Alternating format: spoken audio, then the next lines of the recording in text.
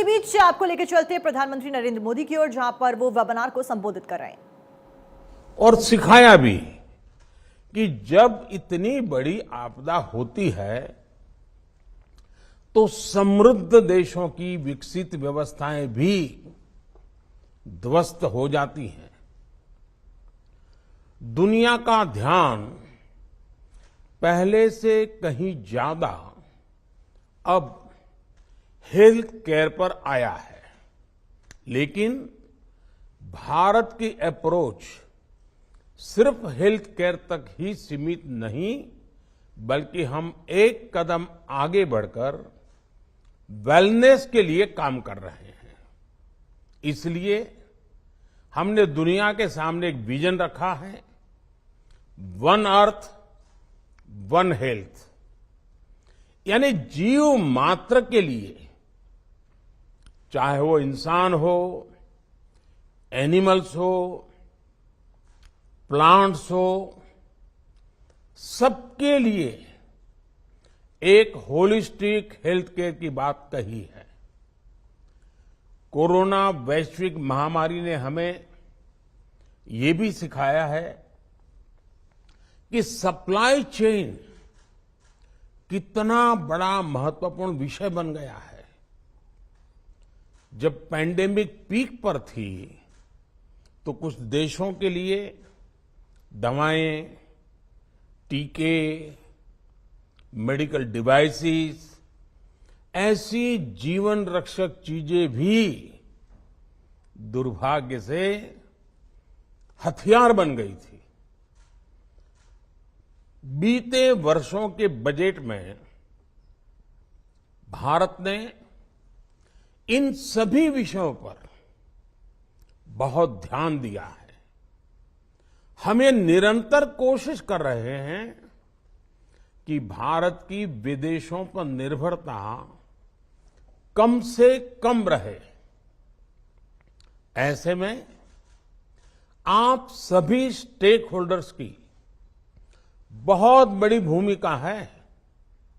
साथियों, आजादी के बाद अनेक दशकों तक भारत में स्वास्थ्य को लेकर एक इंटीग्रेटेड अप्रोच, एक लॉन्ग टर्म विजन की कमी रही। हमने हेल्थ केयर को सिर्फ हेल्थ मिनिस्ट्री तक ही सीमित नहीं रखा है, बल्कि whole of the government approach पर बल दिया है। भारत में इलाज को एफोर्डेबल बनाना हमारी सरकार की सर्वोच्च प्राथमिकता रही है। आयुष्मान भारत के तहत 5 लाख रुपए तक के मुफ्त इलाज को ये सुविधा देने के पीछे हमारे मन में यही भाव है। इसके तहत अभी तक देश के करोड़ों मरीजों के लगभग 80,000 करोड़ रुपए जो बीमारी में उपचार के लिए खर्च होने वाले थे, वो खर्च होने से बचे हैं। अभी 7 मार्च को ही कल देश जन औषधि दिवस मनाने जा रहा है। आज देश भर में करीब 9,000 जन औषधि केंद्र हैं। इन केंद्रों पर बाजार से बहुत सस्ती कीमत पर दवाएं उपलब्ध हैं। इससे भी गरीब और मिडिल क्लास परिवारों को लगभग सिर्फ दवाई खरीद करने में 20,000 करोड़ रुपए की बचत हुई है। यानी सिर्फ 2 योजनाओं से ही अभी तक भारत के हमारे नागरिकों के 1 लाख करोड़ रुपए उनकी जेब में बचे हुए हैं। साथियों, गंभीर बीमारियों के लिए देश में अच्छे और आधुनिक हेल्थ इंफ्रा का होना उतना ही जरूरी है। सरकार का एक प्रमुख फोकस इस बात पर भी है कि लोगों को घर के पास ही टेस्टिंग की सुविधा मिले, प्राथमिक उपचार की बेहतर सुविधा हो। इसके लिए देश भर में 1.5 lakh health and wellness centre तैयार हो रहे हैं। इन सेंटर्स में डायबिटीज, कैंसर और हार्ट से जुड़ी गंभीर बीमारियों की स्क्रीनिंग की सुविधा है। PM Ayushman Bharat health infrastructure mission के तहत क्रिटिकल हेल्थ इंफ्रा को छोटे शहरों और कस्बों तक ले जाया जा रहा है।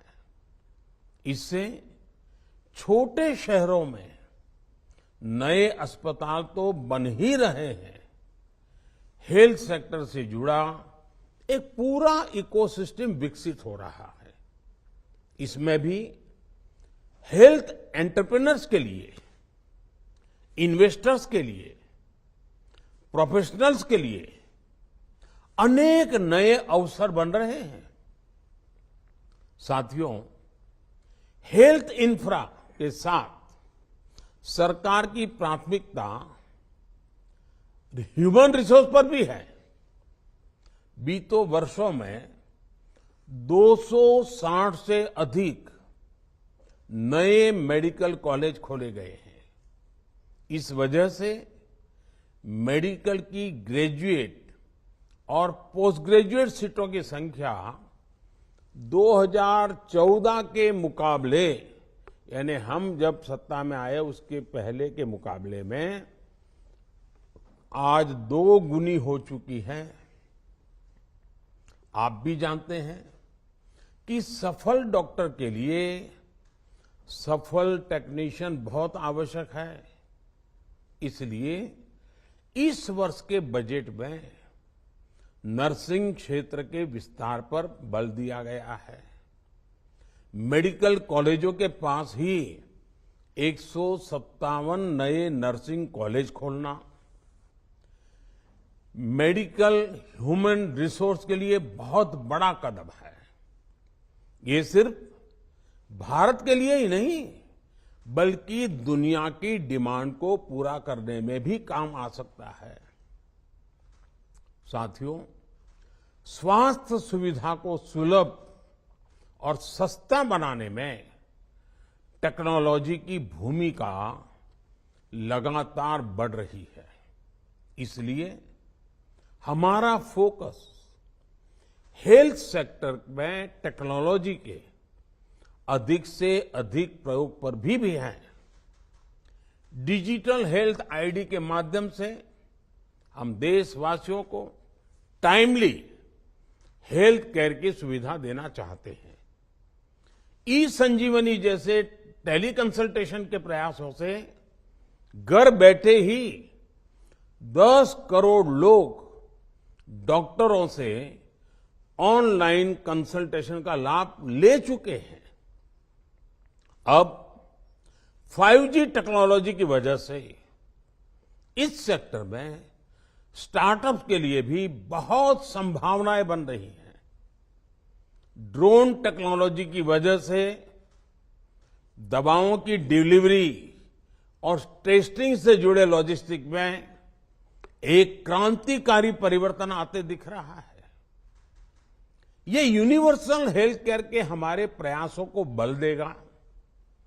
ये हमारे एंटरप्रेन्योर्स के लिए भी बहुत बड़ा अवसर है। हमारे एंटरप्रेन्योर्स ये सुनिश्चित करें कि हमें कोई भी टेक्नोलॉजी अब इंपोर्ट करने से बचना चाहिए। आत्मनिर्भर बनना ही है। हमें इसके लिए जरूरी इंस्टीट्यूशनल रिफॉर्म्स भी कर रहे हैं। फार्मा और मेडिकल डिवाइस सेक्टर में संभावनाओं को देखते हुए पिछले कुछ वर्षों में कई नई योजनाएं शुरू की गई हैं। बल्क ड्रग पार्क की बात हो, मेडिकल डिवाइस पार्क की व्यवस्था विकसित करने की बात हो, पीएलआई जैसी योजनाओं पर 30,000 करोड़ से ज्यादा का निवेश किया गया है। मेडिकल डिवाइस सेक्टर में पिछले कुछ वर्षों में 12 से 14% की रेट से ग्रोथ भी हो रही है। आने वाले 2-3 वर्षों में ये मार्केट 4 लाख करोड़ तक पहुंचने वाला है।